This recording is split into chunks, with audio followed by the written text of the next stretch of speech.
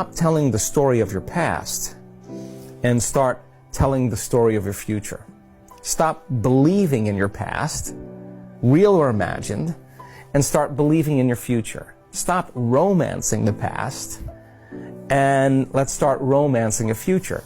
So the unlearning process then, 95% of who we are is a set of memorized behaviors.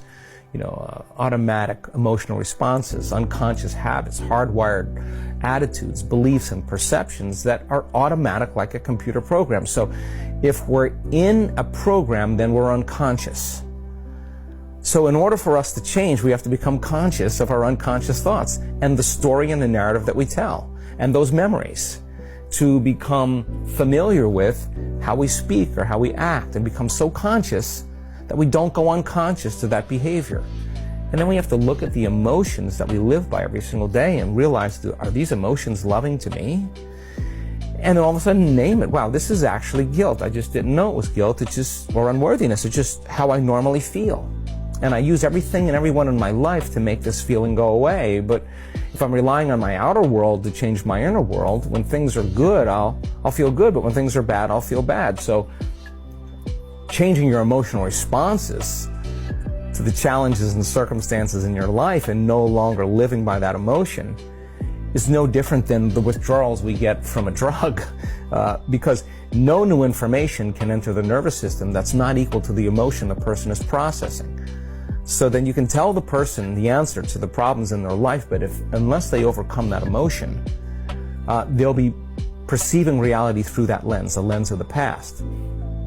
So then the fundamental point here is that the trauma then that the person is experiencing from the past, they're reliving that every single day.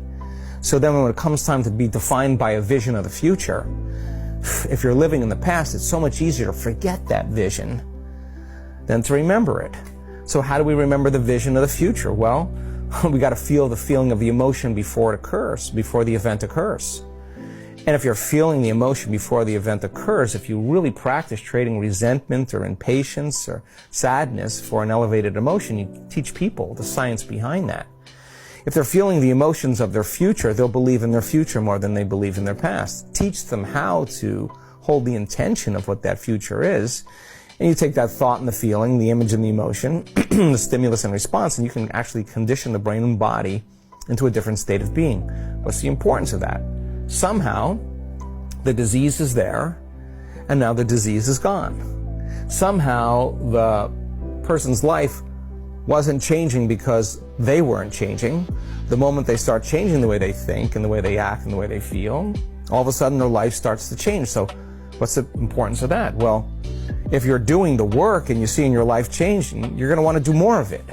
So you become a work in progress. So then you're always looking for the blind spots. It's no longer about your healing. You're not asking the question, why am I not healing? The real question is, what do I have to change about myself in order to heal? Now it becomes very practical for the person. So the unlearning process is one of the hard parts because you've got to light a match in a dark place. And if you're conscious, that means you're no longer unconscious. And if you're conscious and you're no longer unconscious, you're no longer in the program. So we begin to objectify or object ourselves. So how many times do we have to forget until we stop forgetting and start remembering? That's the moment of change. How many times do we have to go unconscious till we stop going unconscious and start staying conscious? That's the moment of change. And God, we get numerous opportunities in life. Every day is one lifetime. And if you just decided before you started your day who you no longer wanted to be, in thought, behavior, and emotion. Just remember that. Stay conscious of it. And who you do want to be. And think about the thoughts you do want to think. Rehearse how you're going to behave in your life with your family, with your kids, at work, on the Zoom call. And think about what emotions do I want to live by as if my future has already happened. So the cool thing about that is if you're feeling the emotions of your future before it happens, you're no longer looking for it. You're only looking for it when you're feeling the other emotions. When you feel those emotions before it happens, somehow those wonderful synchronicities and coincidences and opportunities begin to show up in our lives. And that proves to us we're the creators of our lives.